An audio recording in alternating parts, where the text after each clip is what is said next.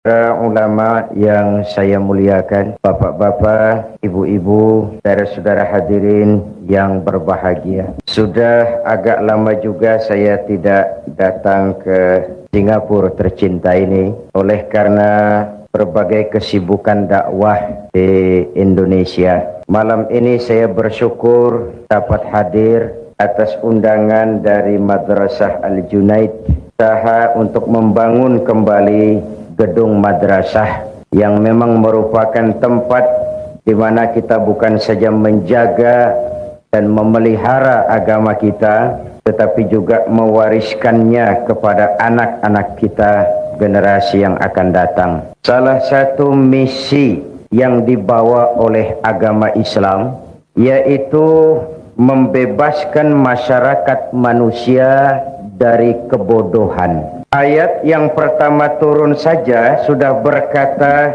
Iqra, seolah-olah Quran ingin berkata, hai umat Islam, kamu jangan jadi bodoh. Kebodohan menimbulkan kemiskinan, kemiskinan mendekatkan kepada kekufuran. Baca, apa yang harus dibaca? Ayat-ayat Allah. Ayat Allah itu ada berapa macam? Ada dua. Ada ayat yang terucap oleh Allah dan itu kita sebut wahyu. Ada ayat yang tercipta oleh Allah dan itu kita namakan alam, ayat kauniyah. Kedua-dua ayat ini kita harus pandai membacanya. Jauh sebelum UNESCO mempunyai proyek yang mereka namakan Long Life Education, adalah Nabi sudah mencanangkan proyek bahwa menuntut ilmu itu minal mahdi ilal lahdi. Bahkan di dalam sebuah hadis beliau menyatakan, salahu ummati bil ilmi wal mal. Umatku hanya bisa menjadi baik, umatku hanya bisa berjaya, umatku hanya bisa tampil memegang peranan bil ilmi wal mali, dengan ilmu dan dengan harta, dengan pendidikan dan dengan ekonomi, dengan teknologi dan dengan industri. Kalau kita ingin tampil menjadi umat yang memegang peranan, jikalau kita ingin tampil menjadi umat yang berjaya, maka dua hal ini harus kita perbaiki, pendidikan dan ekonomi, ekonomi dan pendidikan. Islam tidak mungkin hilang dari dunia, tapi Allah tidak memberikan jaminan bahwa Islam akan kekal di Singapura, di Indonesia, di Brunei. Islam tidak mungkin hilang dari dunia, tapi tidak ada jaminan Al-Quran bahwa Islam akan kekal baik di Indonesia, di Singapura maupun di Brunei. Jikalau kita umat Islam sekarang ini tidak mau berjuang, berkorban dan mewariskan Islam kepada anak-anak kita, generasi yang akan datang. Oleh karena itu, keberadaan, pengembangan dan kelangsungan hidup dari Madrasah Al-Junaid bukan hanya sekedar tanggung jawab pengurusnya, tetapi tanggung jawab kita, seluruh umat Islam ini. Yang punya kedudukan, bantulah dengan wewenangnya. Yang punya harta, bantulah dengan hartanya. Yang punya ilmu, bantulah dengan ilmunya. Yang punya tenaga, bantulah dengan tenaganya. Yang bisa doa, bantulah dengan doanya. Yang tidak bisa apa-apa, bantulah dengan diam. Diam saja, itu sudah lumayan membantu. Apalagi biaya untuk membangun madrasah ini cukup besar. Tapi tidak ada yang besar jikalau ringan sama kita jinjing dan berat sama kita pikul. Jikalau duduk kita sama rendah, berdiri pun kita sama tegak. Tidak ada yang tidak bisa kita lakukan. Malam ini saya di sini, Singapura ini, saya tidak merasa sebagai tamu di sini. Saya merasa saya hanya seorang keluarga yang datang dan bicara di tengah-tengah keluarganya. Apa yang mengikat kita? Akidah. Saya adalah saudara, saudara adalah saya. Menghina saudara sama dengan menghina saya. Menyakiti saudara sama dengan menyakiti saya. Karena saya adalah saudara, saudara adalah saya. Di hatiku ada kamu. Kebersamaan itu makin, bahkan pada waktu saya di Brooklyn di New York, saya kumpul dengan black Muslim, negro Muslim. Di sana pun saya tidak merasa sebagai tamu. Saya merasa saya hanya seorang keluarga yang datang dan berbicara di tengah-tengah keluarganya. Kita sudah menderma, berinfak. Saya ingatkan, sedekah atau infak itu yang penting ikhlasnya. Soal besarnya itu nomor satu. Sedekah itu daripada kecil tidak ikhlas, lebih baik besar tapi ikhlas. Dan menderma bagi pembangunan madrasah, bagi pembangunan masjid, sama dengan menitip. Seolah-olah bapak ibu berkata, tuan pengurusi madrasah, saya titip 1.000 ringgit untuk kepentingan saya di alam barzah dan di akhirat nanti. Silahkan uangnya dibelikan bahan bangunan untuk membangun madrasah. Saya hanya sekadar titip. Itu yang akan jadi milik kita sebenarnya. Tidak akan hilang, nilainya berlipat ganda dan tidak boleh diakui orang lain. Yang kita belanjakan di jalan Allah. Dahulu orang berkata, buat apa cari uang banyak-banyak, kan tidak dibawa mati. Malam ini saya ingin berkata, kalau boleh carilah uang yang banyak dan bawa mati. Apa boleh uang dibawa mati? Why not? Uang yang kita belanjakan untuk madrasah, masjid, rumah sakit Islam, itu uang yang akan kita bawa mati. Ini kan semua, saya sedang berhadapan dengan calon-calon jenazah ini. It is true, my dear. Calon menteri belum tentu jadi menteri. Calon pejabat tinggi belum tentu jadi pejabat tinggi. Calon jenazah mati. Hidup ini hanya sekadar menunggu giliran. Wa tilkal ayyamu nudawiluha bainan nas. Hari itu kami putar di antara manusia. Sebab itu malam ini dalam rangka memperkuat usaha paspor Madrasah Al-Junaid, saya ingin menyampaikan sebuah hadis di mana Rasulullah sallallahu alaihi wasallam bersabda, "Arba'un min sa'adatil mar'i." Orang akan bahagia kalau dia mempunyai 4 perkara. Siapapun saja jikalau mempunyai 4 perkara ini, ia boleh mendapat bahagia. Pertama, orang bahagia itu darun wasi', punya rumah biar bagus asal besar. Rumah bagus besar, kereta cantik, uang banyak, tak payah. Badan sehat. Ya itu sih maunya tiap orang, tapi kemampuan toh tidak sama. Betul, bapak-bapak dan ibu-ibu, rumah kita sebenarnya adalah hati ini. Kalau luaslah hati, walaupun rumah kecil, besar rasanya. Kalau sempitlah hati, walaupun rumah besar, kecil jadinya. Hati itu rumah kita. My heart is my home. Agar hati menjadi luas, Allah memberikan tuntunan. Ala bizikrillahi tatmainnul qulub. Dengan banyak zikir kepada Allah, ingat dengannya, melaksanakan perintahnya, meninggalkan yang dilarangnya, hati tenang, jiwa lapang, batin tentram. Dan itulah tangga utama untuk mencapai bahagia. Apalah artinya rumah bertingkat, uang banyak berlipat-lipat, istri pun tak kurang cantik memikat, kadang jumlah pun 4, tapi tiap hari kiamat. Tak ada ketenangan, tak ada ketenteraman. Ala bizikrillahi tatmainnul qulub. Dengan banyak zikir kepada Allah, melaksanakan perintahnya, meninggalkan yang dilarangnya, ketenangan tercapai, kebahagiaan terwujud. Islam ini agama yang mengajarkan keseimbangan. Bekerjalah kamu sebagaimana harusnya kamu bekerja. Berusahalah kamu sebagaimana harusnya kamu berusaha. Tapi di sebalik itu jangan lupa minta tolong kepada Allah. Karena apa? Kau hanya wajib berusaha. Kau hanya wajib berikhtiar. Tapi tidak wajib untuk berhasil hasil hak Allah. Apakah Nabi Nuh tidak ingin Kan'an putranya beriman? Ingin sekali. Apakah Nabi Ibrahim tidak ingin orang tuanya yang bernama Azar beriman saja? Ingin sekali. Atau apakah Nabi Muhammad tidak ingin paman beliau Abu Jahal dan Abu Lahab beriman saja?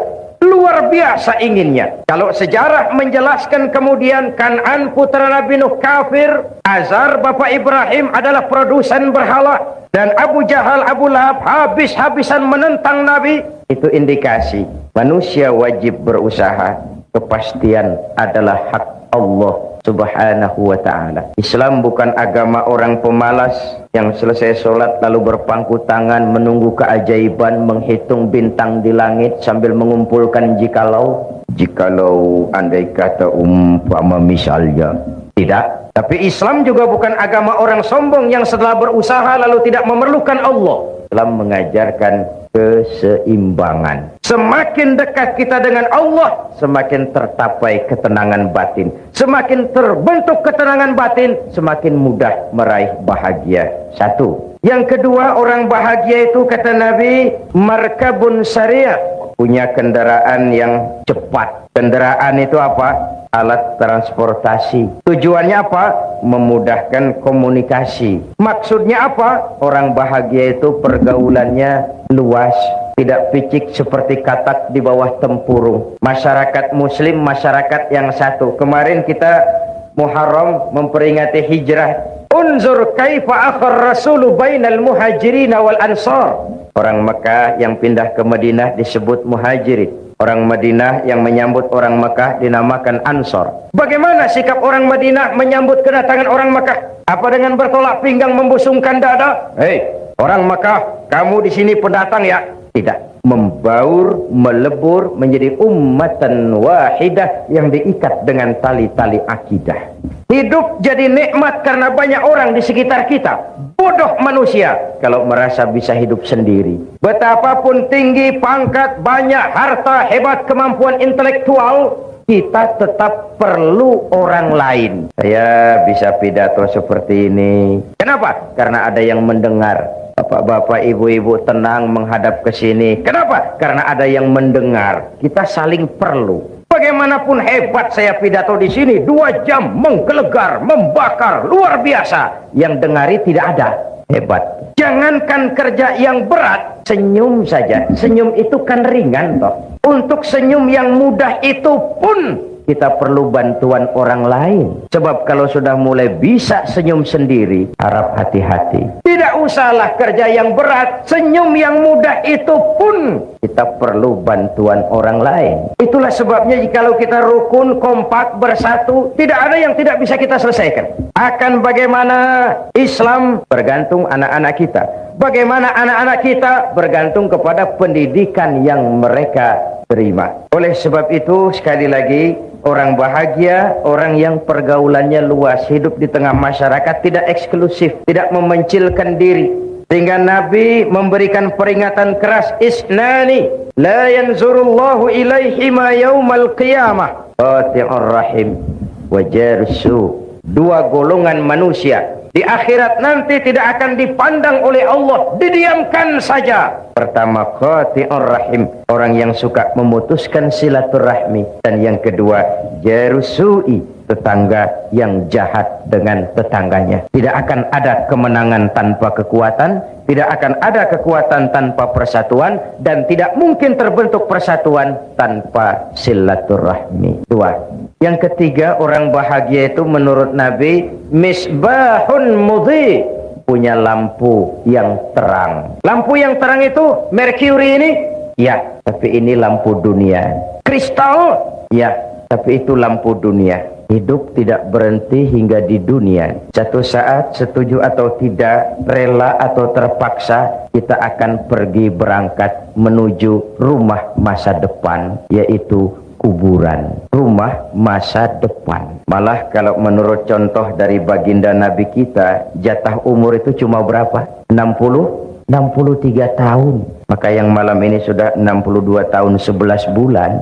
Supaya hati-hati, Pak. 1 bulan lagi kontrak selesai. Walaupun ajal itu a mysterious problem ya. Kalau datang saatnya berpisah kita dengan semua yang kita cintai, sehingga Nabi dipesan oleh malaikat Jibril, ya Muhammad, ish ma syi'ta fa innaka mayyitun, wa'mal ma syi'ta fa innaka majziyun bih, wa ahbib ma syi'ta fa innaka mufariquh.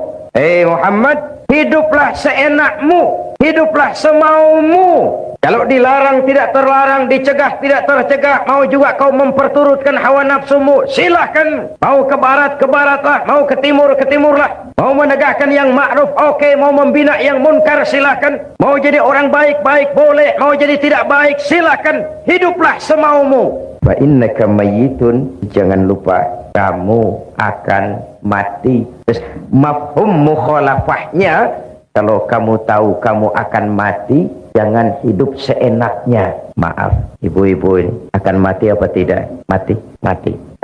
Mati. Bapak-bapak, saudara-saudara, saya belakangan sedikit. Kalau saya terserah sih, saya sih mudah saja. Saudara-saudara dulu, saya belakang boleh. Atau saya belakang, saudara dulu juga. Silahkan. Hiduplah seenakmu. Tapi jangan lupa kamu akan mati. Kalau mati, dibawa ke kubur. Yang mengantar cuma 3. Ahluhu wa maluhu wa amaluhu. Keluarga, harta, amal ikut mengantar. Tapi sayang 1000 kali sayang, yang 2 kembali lagi ke rumah. Tidak mau ikut masuk ke liang kubur. Pertama, keluarga. Tidak seorang keluarganya yang bagaimanapun cintanya kepadanya yang mau ikut masuk ke liang kubur. Tidak istri, tidak suami, tidak kemenaan, tidak om, tidak tante, tidak seorang pun. Istri bapak ini yang katanya setia kepada bapak, yang dulu pernah berjanji buat sehidup semati di bawah tiang listrik. Dulu dia berkata, bang, apalah artinya hidup ini tanpa engkau di sisiku, bang. Dulu jangan berharap bapak masuk liang lahat, istri bapak akan mau ikut masuk ke dalam. Matanya yang sebelah kiri memang menangis, yang sebelah kanan cari ganti. Siapa? Dunia. Harta, jangankan kereta pun cuma parkir di pelataran mau kubur. The best friend, teman terbaik yang ikut masuk menemani kita, amal. Misbahun mudhi, lampu yang terang, amalun soleh. Amal yang kita kerjakan di dunia ini, itu yang akan jadi lampu penerang di alam barzah. Merkuri ini tidak mampu menerangi gelapnya alam kubur. Kristal ini tidak mampu menerangi gelapnya alam barzah. Sedangkan di sana ada kehidupan dan kita perlu penerang. Apa penerangnya? Amalun soleh. Bapak bantu madrasah Al-Junaid. Saya 1000 ringgit. 1000 ringgit terang. Merkuri. Saya 500 ringgit. Kecil sedikit. Saya 1 ringgit. Lilin. Bukankah Nabi menjamin mana kosamalun min sodakatin bal yazdad sampai 3 kali. Harta tidak akan berkurang karena disedekahkan, bahkan akan bertambah dan bertambah. Jadi kalau ingin melipat gandakan jumlah uang, belanjakan di jalan Allah. At-Taubah ayat 111 memberikan jawaban. Innallaha ashtara minal mu'minina anfusahum wa amwalahum bi anna lahumul jannah. Allah telah membeli dari orang-orang mukmin kita ini, diri mereka, harta mereka, bagi mereka adalah surga. Ayat ini transaksi. Pembeli Allah, penjual kita, dagangannya amwal dan anfus, harganya surga. Harganya surga. Ibu bapak, saudara-saudara hadirin yang saya hormati, jadi orang bahagia itu amalnya banyak. Jasadnya boleh hancur terkubur tanah, namanya akan hidup 1000 tahun yang akan datang. Kalau gajah mati, dia masih tinggalkan gading. Kalau harimau mati, dia masih meninggalkan belang. Kalau ibu mati, meninggalkan apa? Hutang. Innamal mar'u ahadisun ba'dahu fakun hadisan hasanan liman wa'a. Setelah manusia mati, dia akan jadi cerita bagi orang yang masih hidup. Jadilah cerita yang baik bagi orang yang kau tinggalkan. Mau baik atau tidak, bergantung apa yang kita kerjakan sekarang ini. Jadi hidup adalah kesempatan untuk beramal. Lampu yang terang, amal saleh yang kita kerjakan dalam kehidupan kita. Kalau ibu akan ke Jakarta, bapak akan ke Jakarta, tentu bawa uang. Pergi lagi ke Mekah, lebih banyak lagi bawa uang. Pergi lagi ke London, lebih jauh, banyak lagi bawa uang. Makin jauh perjalanan, makin banyak bekal yang harus kita bawa. Kalau kita mau ke Jakarta tidak bawa uang berangkat, itu bukan berani, nekat. Sampai ke Jakarta belum tentu, sengsara di jalan sudah pasti. Kenapa? Tidak ada bekal berani berangkat. Begitulah orang Islam. Belum sempat sholat, mati, nekat. Kok berani mati, belum sempat sholat. Belum beramal banyak, sudah datang ajal. Kasihan. Perjalanan demikian jauh, bekal tidak ada. Na'udzubillah summa na'udzubillah. Jadi yang ketiga orang bahagia itu amalun saleh, punya lampu yang terang, punya amal yang banyak. Yang keempat kata Nabi, orang bahagia itu zaujatun salihah, punya istri biar cantik asal taat, tidak apa-apa. Istri itu Pak sudah cantik, taat. Istri seperti itu kalau belum mati jangan dikubur. Sudah cantik, taat. Apa artinya? Rumah tangga sakinah. Tidak ada sukses yang tidak berangkat dari rumah tangga. Career, profesi, tidak ada keberhasilan yang tidak ditunjang dari kehidupan berumah tangga. Demikian pentingnya sehingga Al-Quran dengan bahasa yang indah menyatakan, Hunna libasul lakum wa antum libasul lahunna. Baiklah ya, saya kembali kepada soal kita tadi. Misi Islam membebaskan manusia dari kebodohan. Mari kita lihat. Sebenarnya pada saat Quran berkata, tutuplah auratmu, sebenarnya Quran ingin berkata, hai umat Islam, kau harus punya pabrik tekstil. Kalau Islam mengajarkan kebersihan adalah bagian daripada iman, sebenarnya Islam ingin berkata, hai umat Islam, kuasai teknologi canggih, temukan mesin pembersih, dirikan pabrik deterjen. Selama ini konsep agama belum menimbulkan bias budaya. Sebagaimana ibadah pun kita sering terjebak kepada rutinitas. Kita sholat, puasa, selain Ramadan ditambah Senin Kemis, haji kalau mampu mondar-mandir ke Mekah. Tapi sejauh mana asar pengaruhnya dalam membentuk kepribadian, kita tidak pernah mengadakan penilaian. Jangan heran kalau ada orang sholatnya rajin, maksiatnya tekun. Ini di Jakarta. Yang seperti ini di Jakarta, di sini insya Allah sama. Puasanya rajin, Ramadan puasa, Senin Kamis puasa, tapi kepedulian sosial, kepekaan sosial tidak tumbuh walaupun dia sudah merasakan bagaimana tidak enaknya lapar dan haus. Kepada yatim kejamnya luar biasa. Haji mondar-mandir ke Mekah, tapi wawasannya tetap picik seperti katak di bawah tempurung. Kita bukan tidak bisa syahadat, kalau syahadat lancar, tahlil mantap. La ilaha illallah, la ilaha illallah, la ilaha illallah. Tapi just decoration only. Kalimat itu sering kering, tanpa ruh, tanpa jiwa, tanpa semangat. Padahal di situ ikrar monoloyalitas. Bukan sekadar ucapan formal pada saat orang masuk Islam. Ikrar. Asyhadu an la ilaha illallah. Saya bersaksi tidak ada Tuhan selain Allah. Jikalau saya yakin tidak ada Tuhan selain Allah, artinya saya tidak akan menyembah kecuali hanya kepada Allah. Orang yang benar syahadatnya, cantik rukuknya, beres sujudnya, hebat ibadahnya. Ini syahadat. Saya bersyukur saudara-saudara saya muslimin di Singapura ini ibadahnya cantik, beres. Surau masjid-masjid di Singapura ini saya tahu selalu penuh dengan sholat berjamaah, terutama subuh. Saya tahu saya subuh sering lewat sini. Kalau sudah subuh di sini masjid penuh sampai keluar, nggak ada yang masuk, keluar. Syahadat membentuk kepribadian. Kalau saya yakin tidak ada Tuhan selain Allah, saya tidak akan minta tolong kecuali hanya kepada Allah. Saya tidak akan menggantungkan hidup kecuali hanya kepada Allah. Saya tidak akan minta rizki kecuali hanya kepada Allah. Saya tidak akan pernah takut kecuali hanya kepada Allah. Meresap ke dalam jiwa, membentuk kepribadian, menjadi warna dari seluruh kegiatan hidup manusia.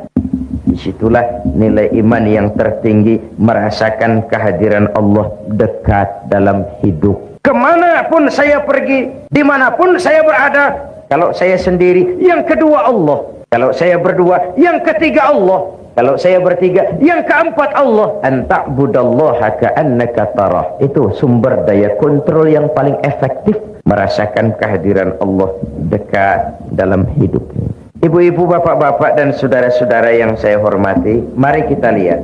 Tadi tajuk awalnya, umatku hanya bisa baik dengan ilmu dan harta, dengan pendidikan dan ekonomi. Kita hidup karena harapan. Kita ingin anak-anak kita lebih baik daripada kita. Dan untuk itu kita orang tua berkorban agar mereka bisa melanjutkan pendidikan. Sementara Madrasah Al-Junaid ini dibangun tahun 27. Jumlah muridnya sudah lebih banyak daripada jumlah tempat belajarnya, sehingga tidak mampu lagi untuk menampung. Dan itu saya katakan tadi, pengembangannya, keberadaannya, kelangsungan hidupnya, tanggung jawab kita bersama. Tidak sekadar tanggung jawab pengurusnya, tanggung jawab kita bersama-sama. Nah, Tidak cukup membangun madrasah hanya dengan ilmu, wal mal, juga dengan harta. Sebab itu di dalam kitab Durratun Nasihin ada riwayat nanti di akhirat. Ibu-ibu sudah pernah ke akhirat? Belum? Belum, sama. Mau ke akhirat? Kalau mau saya daftar, besok berangkat. Di akhirat, menurut kitab Durratun Nasihin, ada 4 golongan manusia bertengkar di depan pintu surga. Masing-masing mereka merasa punya hak masuk lebih dahulu ke dalam surga. Haji mabrur, orang mati syahid, ulama, dan orang kaya yang pemurah. Bertengkar. Kata yang haji mabrur, saya lebih dulu masuk surga. I am the first. Kata yang mati syahid, tidak bisa, saya lebih dulu. Kata yang pemurah kaya, tidak mungkin, saya lebih dulu. Bertengkar. Akhirnya Allah mengutus malaikat Jibril. Bril. Ini bahasa Zainuddin. Di hadisnya tidak begitu. Jangan nanti kok ini tidak bril sih. Ini bahasa Zainuddin, Pak. Supaya live. Jibril, labbaik ya Rabb. Coba kamu turun. Tanya itu. Kenapa mereka bertengkar di depan pintu surga? Cepat. Oke, bos. Ini juga bahasa Zainuddin. Turun Jibril. Saudara-saudara, kenapa bertengkar di sini? Ya Jibril, maafkan. Kenapa? Setiap kami merasa punya hak lebih dahulu masuk ke dalam surga. Oh, begitu. Iya. Oke. Apa yang menyebabkan tiap kamu merasa punya hak lebih dahulu masuk ke dalam surga? Coba saya tanya, amal kamu satu-satu. Kamu yang pertama, apa? Jibril. Apa? Sebentar, saya minum dulu. Sudah? Ya. Bagaimana? Saya ini... kenapa kamu merasa berhak lebih dahulu masuk surga? Saya waktu di dunia itu pergi haji. Lalu? Alhamdulillah, haji saya mabrur. Kemudian? Katanya orang yang hajinya mabrur itu masuk surga lebih dulu dari yang lain. Kata siapa? Kata ulama. Saya dengar syarahan begitu. Jadi yang memberitahu kamu ulama? Iya. Kalau begitu jangan mendahului orang yang memberitahu kamu. Yang memberitahu kamu ulama kan? Betul. Ulama dulu, kamu belakang. Minggir. Gak tahu diri kamu. The next. Kamu yang berikutnya apa amalan kamu ketika di dunia? Ya Jibril. Saya itu waktu di dunia berjuang membela agama, perang menghadapi orang-orang kafir. Saya gugur bersimbah darah, ikhlas karena Allah. Katanya orang mati syahid masuk surga lebih dulu dari yang lain. Kata siapa? Kata ulama. Juga waktu syarahan saya dengerin begitu. Kamu sama dengan yang tadi. Mundur, belakangan. Ulamanya duluan. Kamu yang ketiga. Jibril, saya waktu di dunia diberikan amanah berupa harta. Lalu harta itu saya belanjakan di jalan Allah. Katanya orang kaya pemurah masuk surga lebih dulu dari yang lain. Kata siapa? Kata ulama. Kalau begitu sumbernya jelas. Ulama, kamu masuk lebih dulu. Ini yang lain belakangan. Ulamanya, ulama yang tahu diri. Kata ulama, ya Jibril, memang benar. Itu yang mati syahid, yang haji mabrur, yang kaya pemurah, saya yang memberitahu, saya yang mengajari mereka. Tapi terus terang saja Jibril, saya ini bisa jadi ulama itu karena dulu ada orang kaya bangun madrasah namanya Al-Junaid. Saya belajar di situ sampai saya jadi ulama. Itu karena orang kaya bangun madrasah. Kalau tidak, sulit saya jadi ulama. Jadi bagaimana? Biarlah orang kaya pemurah masuk surga lebih dulu. Saya ikut menyusul. Asbabun nuzulnya karena dia saya jadi begini. Malu kalau saya harus masuk surga lebih dulu dari orang kaya pemurah tadi. Dia belikan saya kitab, dia bangunkan madrasah, saya belajar di situ. Kalau memang begitu permintaan kamu, oke, silakan. Kamu orang kaya pemurah, masuk lebih dahulu. Ini yang ulama ikut. Jadi bapak-bapak, ibu-ibu, walaupun kita bukan ulama, ada harapan masuk surga lebih dulu dari ulama. Kalau madrasah Al-Junaid dibantu. Sudah jadi ulama tidak, bakhil, pakai apa ke surganya? Nah, di dalam sebuah hadis qudsi Nabi menyatakan, Allah Subhanahu wa taala berfirman, "Uhibbu ahlas sakha wa hubbi lil faqir asy-syaqi asyad." Aku cinta orang pemurah, orang yang suka berderma, tapi aku lebih cinta orang miskin yang pemurah. Orang kaya pemurah, Allah cinta. Orang miskin pemurah, Allah lebih cinta. Kenapa? Kondisi. Orang kaya sodako 1.000 ringgit. Orang miskin sodako 1.000 ringgit. sama 1.000 ringgitnya, tapi pahalanya lebih besar yang miskin itu. Sebab apa? Buat si miskin 1.000 ringgit dia harus peras keringat banting tulang, pergi pagi pulang petang cari nafkah. Dia berani seperti beraninya yang kaya itu tadi. Nah, sehingga pada waktu Nabi Sulaiman jihad, beliau mengadakan mobilisasi dana. Semacam malam ini mengedarkan derma. Yang memberikan sumbangan derma tidak hanya manusia, jin, binatang ikut memberikan sumbangan, menyumbang semua. Mula-mula datang gajah. Gajah nyumbang kerbau. Datang kerbau, kerbau menyumbang kambing. Datang kambing, kambing menyumbang ayam. Datang ayam, ayam menyumbang burung. Datang burung, burung menyumbang belalang. Terakhir datang belalang, nyumbang semut. Semut yang kecil. Gajah yang menyumbang kerbau, melihat belalang nyumbang semut, senyum sinis. Hei belalang, semut terlalu kecil. Untuk apa Sulaiman kau berikan semut? Lihat aku nyumbang kerbau, kata gajah. Nabi Sulaiman senyum lalu beliau bersabda, al-hadiyatu biqadril muhdi. Pemberian itu sesuai dengan kemampuan yang memberi. Kalau kamu gajah menyumbang kerbau, pantas kamu besar, sumbangannya besar. Kalau kamu belalang menyumbang semut, wajar kamu kecil, sumbangannya kecil. Jadi kau jah, walaupun nyumbang kerbau jangan sombong jah. Kamu besar, sumbangannya besar. Yang aneh itu ada gajah nyumbang semut. Orangnya kaya, keretanya banyak, uangnya banyak. Datang panitia pembangunan Madrasah Al-Junaid, ringgit. Gajah nyumbang kerbau. Saya percaya malam ini di sini banyak gajah-gajah ini, Pak. Mudah-mudahan Al-Junaid dapat kerbau. Ibu bapak saudara-saudara hadirin yang saya hormati, jadi hanya dengan semangat ilmu maka nilai amal itu bisa kita harapkan. Kata orang, dengan ilmu hidup jadi mudah, dengan seni hidup jadi indah, dengan agama hidup jadi terarah. Dengan ilmu hidup jadi mudah. Bapak-bapak yang duduk di sebelah sana tentu tidak jelas melihat ke sini, bisa melihat ke layar. Kemudahan ini karena ilmu. Dahulu kalau ada syarahan ya paling 2-3 ribu orang yang dengar. Sekarang dengan audio visual bisa ratusan ribu bahkan jutaan manusia mendengar pengajian, mengikuti syarahan. Dahulu tahun 50-an orang pergi haji itu 6 bulan, zaman unta. Sekarang 1 minggu pun bisa kalau haji yang pas bandrol itu, pas-pasan. Bahkan menurut pabrik Boeing tahun 2030 dari sini ke Jeddah itu sudah bisa ditempuh dalam 1 jam 35 menit. Sehingga untuk umroh bisa 1 hari pulang pergi. Kenapa? Kemudahan itu karena ilmu. Manusia tidak punya sayap, tapi dengan ilmunya dia bisa terbang lebih tinggi dari burung. Manusia tidak bernapas dengan insang seperti ikan, tapi dengan ilmunya dia bisa menyelam lebih dalam daripada ikan. Kemudahan-kemudahan ini muncul karena kemajuan ilmu. Nah, bidang yang dikelola oleh Al-Junaid adalah mewariskan ilmu-ilmu agama kepada anak-anak kita. Yang kita semua tahu, agama itu bukan sekedar pelengkap tapi pedoman di dalam kehidupan kita semua. Dengan ilmu hidup jadi mudah, dengan seni hidup jadi indah. Dengan seni hidup jadi indah. Saya di Indonesia belakangan ini sedang menggalakkan pagelaran nada dan dakwah untuk mengantisipasi kecenderungan remaja kepada musik.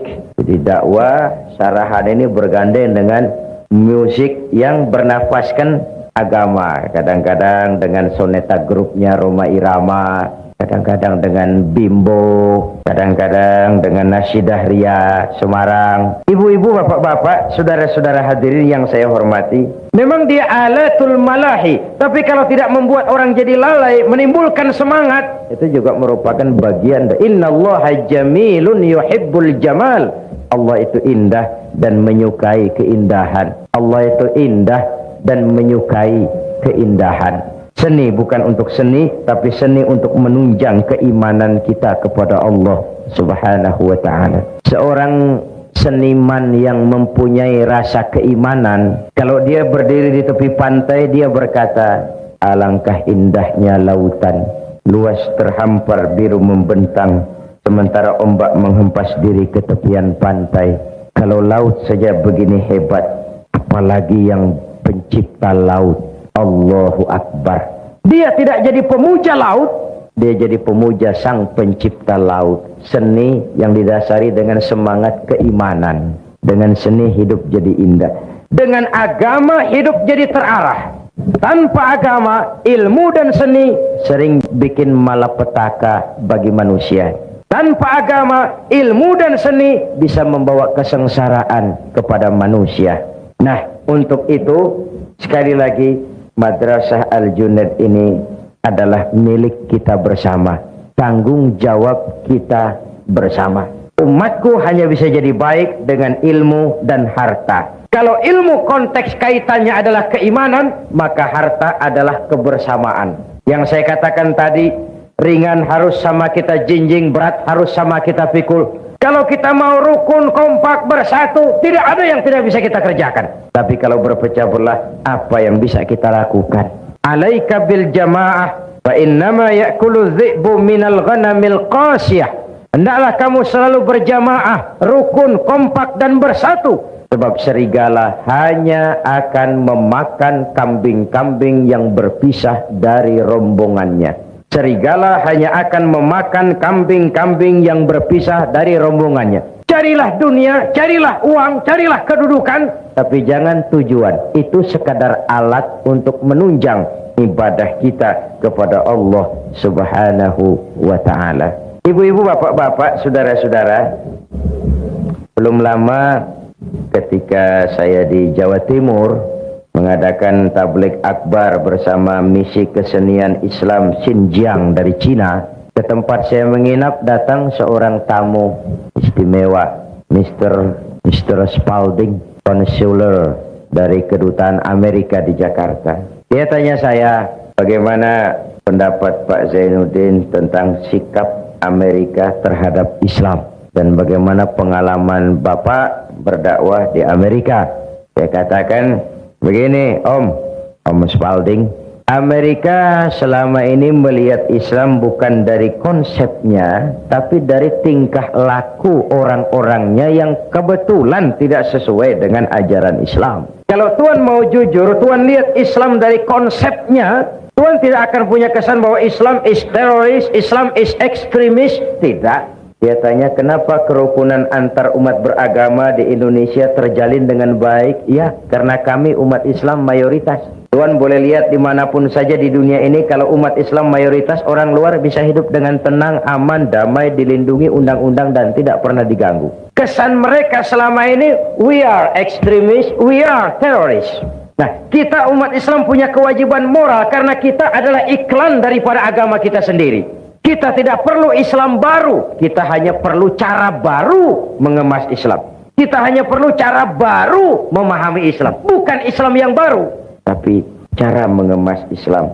Itu yang kita perlukan. Ibu-ibu, bapak-bapak, saudara-saudara hadirin yang saya hormati. Itulah sebabnya Nabi mengajarkan, basyiru wala tunaffiru, yassiru wala tu'assiru. Gembirakan orang, jangan ditakut-takuti. Mudahkan persoalan orang, jangan dibikin sulit. Ini prinsip dakwah yang beliau kerjakan.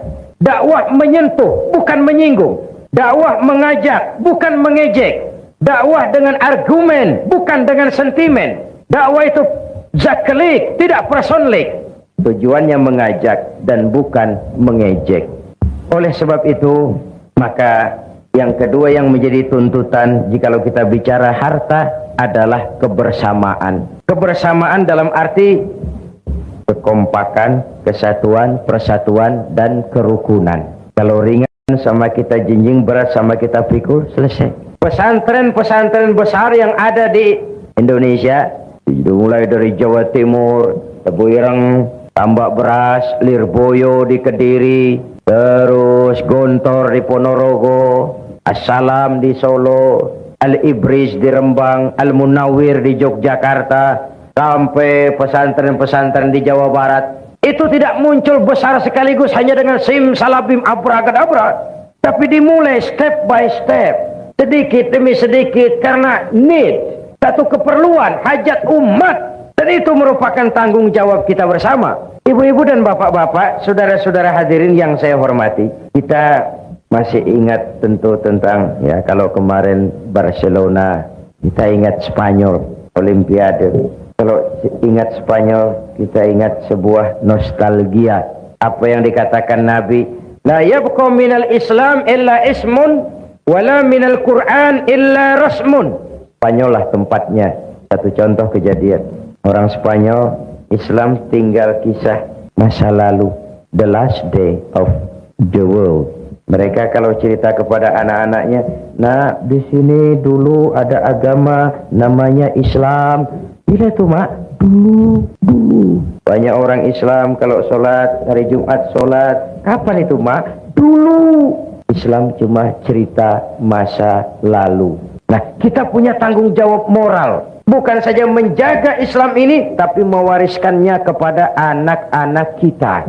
Sehingga sering saya contohkan dalam berbagai kesempatan, umat Islam di dalam kebersamaan itu bagaikan 5 jari ini.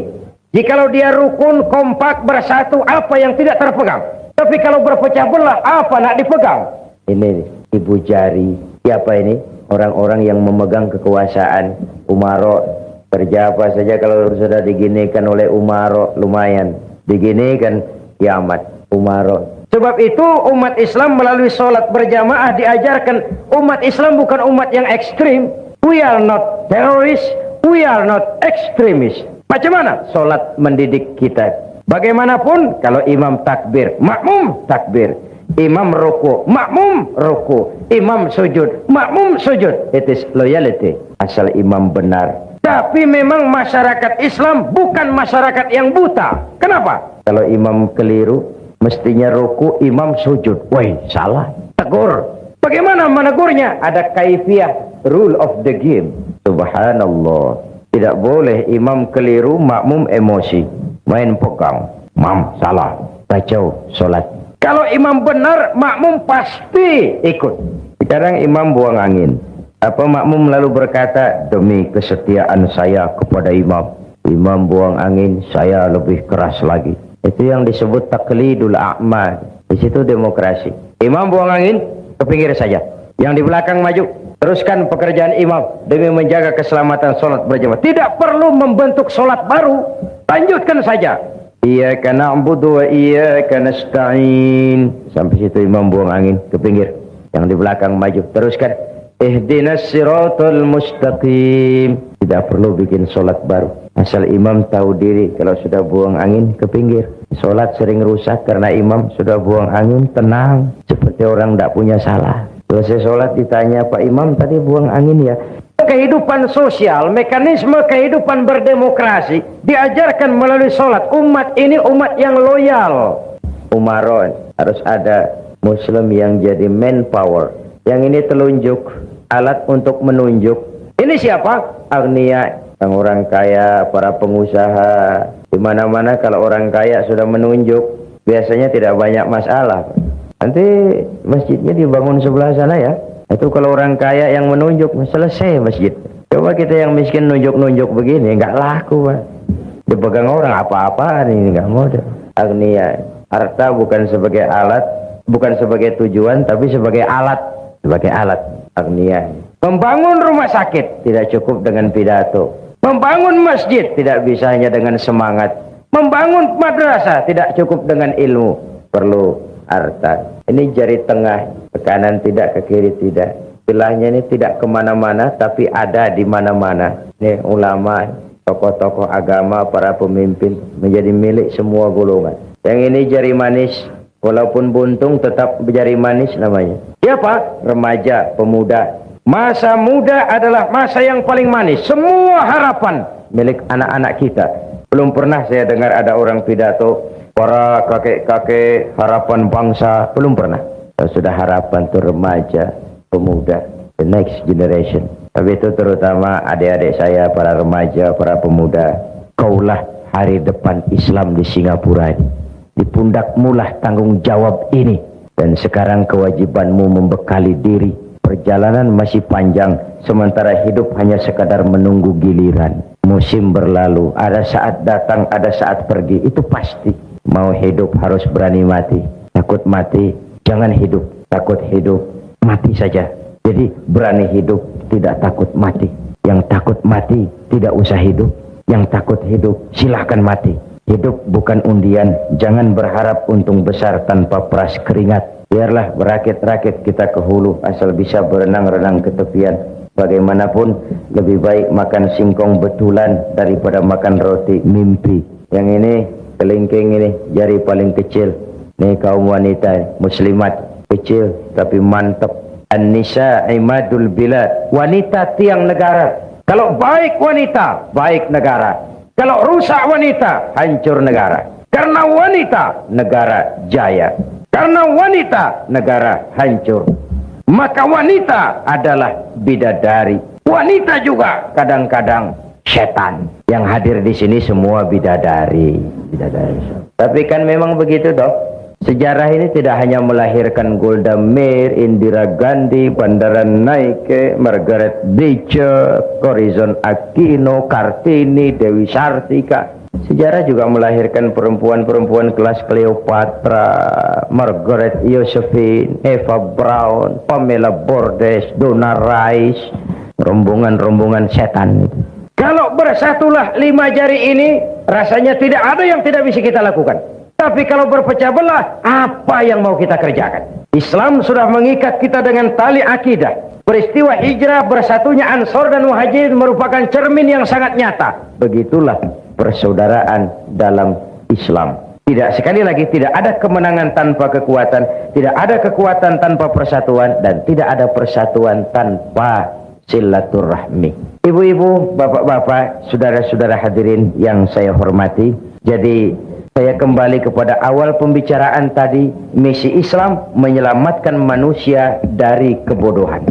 Yang ingin meraih dunia harus dengan ilmu. Yang ingin menjangkau akhirat harus dengan ilmu. Yang ingin dunia dan akhirat juga harus dengan ilmu. Man arada dunya fa'alaihi bil ilmi. Wa man arada al-akhirata fa'alaihi bil ilmi. Wa man aradahuma fa'alaihi bil ilmi. Imam Ali karramallahu wajhah pernah ditawarkan, ya Ali, kalau aku tawarkan kepadamu ilmu atau harta, kau pilih mana? Ya harta, ya ilmu. Oh, saya pilih ilmu.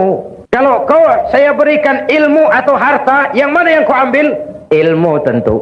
Kenapa? Pertama, dengan ilmu saya bisa mencari harta. Tapi belum tentu dengan harta saya bisa mencari ilmu. Satu. Yang kedua, harta itu kalau saya berikan orang berkurang. Tapi ilmu kalau saya berikan orang bertambah. Saya ajarkan orang Fatihah, orang lain bisa, saya pun makin hafal. Tidak karena saya ajarkan orang lalu ilmu saya habis.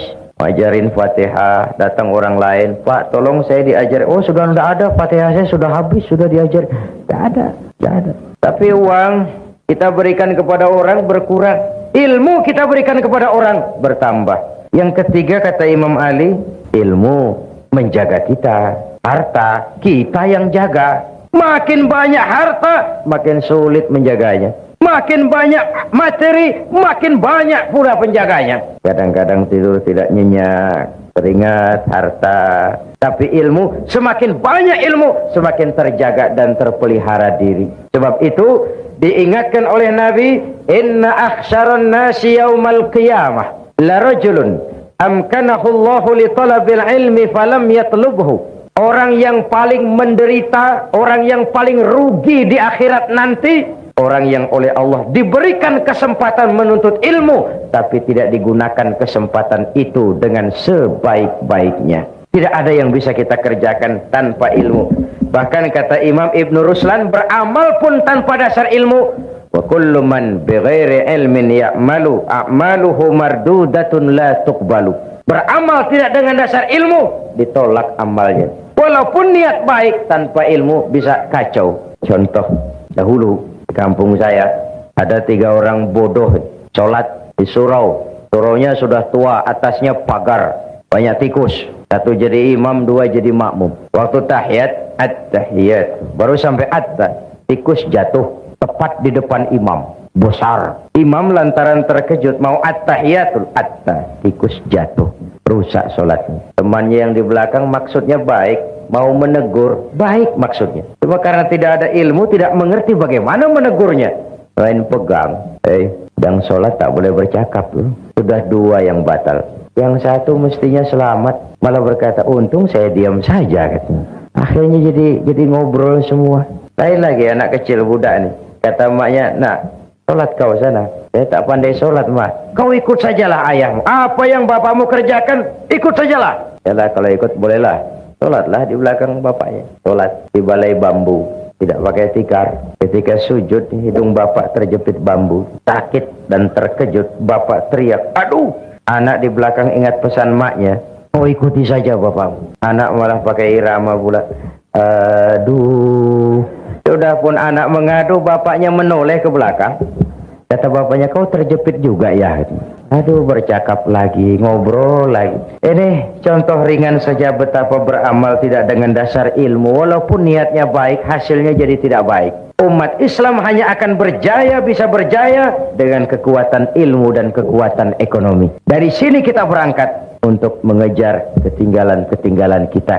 Dasar semangat landasannya tidak lain adalah iman dan ukhuwah, keyakinan dan kebersamaan. Karena iman kita hidup, untuk iman kita berjuang, dalam iman kita ingin kembali menghadap Allah. Membina madrasah Al-Junaid, membantu madrasah, berdamai buat madrasah, kalau bukan iman yang jadi tuntutan, sulit, berat. Sebagaimana hijrah Nabi dan sahabat ke Mekah. Apa nak dicari? Menempuh gurun pasir yang gersang dan tandus, meninggalkan kampung halaman tempat di mana mereka dilahirkan dan dibesarkan. Harta yang dibawa sekadar yang mungkin dibawa. Seluruh keluarga yang berbeda akidah terpaksa to say goodbye, my dear. 450 kilo Mekah Madinah. Kalau siang panasnya membakar kulit, kalau malam dinginnya menusuk ke tulang sumsum. Apa yang mereka cari? Jawabannya sama dengan kalau saya berkata, bapak ibu malam ini datang ke sini. Apa yang dicari? Cuma sekedar ingin melihat makhluk bernama Zainuddin? Tidak, iman. Karena iman, Nabi dan sahabat meninggalkan kampung halaman. Karena iman, mereka tinggalkan harta benda. Karena iman, mereka pisah dengan semua keluarga. Kalau iman sudah bicara, yang jauh terasa dekat, yang lemah jadi kuat, yang takut jadi berani. Kalau iman sudah bicara, sengatan terik matahari laksana sinar bulan purnama. Kalau iman sudah bicara, penjara bisa lebih indah dari istana. Bahkan tali gantungan laksana lambayan tangan bidadari. Itu yang dirasakan Abdul Qadir Audah. Itu yang dirasakan Hasan Al-Banna. Itu yang dirasakan Sayyid Qutb pada saat naik tiang gantungan. Karena iman, tiang gantungan laksana lambayan tangan bidadari. Karena iman kita hidup, untuk iman kita berjuang. Dalam iman kita ingin kembali menghadap Allah. Benteng pertahanan iman termasuk madrasah Al-Junaid, yang kita menjaganya dan mewariskannya kepada anak-anak kita. Maka mantapkanlah keimanan dan pupuklah terus semangat kebersamaan. Ibu-ibu dan bapak-bapak, saya ini tadi dari airport langsung ke KBRI, terus langsung ke sini. Jadi memang belum rehat, masih cukup melelahkan, sedangkan acara sampai Senin malam insyaallah. Karena itu, ini sajalah dahulu jumpa kita malam ini. InsyaAllah di lain kesempatan kita jumpa lagi. Pepatah mengatakan, wa qad yurja li jarhi sayfi bur'un wala bur'u lima jaruhal lisan. Kalau pedang lukai tubuh, masihkan ada harapan sembuh. Kalau lidah lukai hati, kemana obat hendak dicari. Untuk itu saya mohon maaf yang sebesar-besarnya. Semoga yang kita infakkan diterima Allah sebagai jariah, dan para pengurus madrasah Al-Junaid dimudahkan segala usahanya, sehingga rencana membangun madrasah Al-Junaid ini dapat menjadi kenyataan dalam waktu yang tidak lama. Terima kasih, mohon maaf. Usikum wa nafsi bitaqwallah. Wassalamualaikum warahmatullahi wabarakatuh. Mari kita berdoa, semoga semua kita yang hadir di sini dikuatkan iman dan Islam, dikokohkan kesatuan dan persatuan, dimudahkan usaha dan dimurahkan rezeki untuk menunjang jalan ibadah kepada Allah. Ala hadhihi niyyah wa kulli niyyatin salihah wa ila hadratin nabi. Al-Fatihah. Bismillahirrahmanirrahim. Shiratal ladzina an'amta 'alaihim. Bismillahirrahmanirrahim. Alhamdulillahi rabbil alamin. Allahumma salli wa sallim ala sayyidina Muhammad wa ala alihi wa sahbihi ajma'in.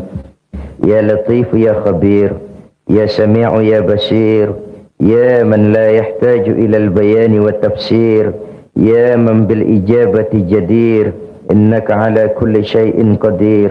حاجاتنا إليك كثير وأنت عالم بها وبصير. ألطف بنا فيما جرت به المقادير ودبرنا بأحسن تدبير، ودبرنا بأحسن تدبير، ودبرنا بأحسن تدبير بكل خير وعافية يا أرحم الراحمين. اللهم احفظنا فإنك خير الحافظين، وانصرنا فإنك خير الناصرين، وارزقنا فإنك أنت الغني المغني الفتاح الرزاق. اللهم سهل أمورنا وتمم تقصيرنا برحمتك يا أرحم الراحمين. اللهم أصلح من في صلاحه صلاح المسلمين، اللهم أهلك من في هلاكه صلاح المسلمين. اللهم اغفر لنا ولوالدينا وارحمهما كما ربيانا صغارا. ربنا آتنا في الدنيا حسنة وفي الآخرة حسنة وقنا عذاب النار.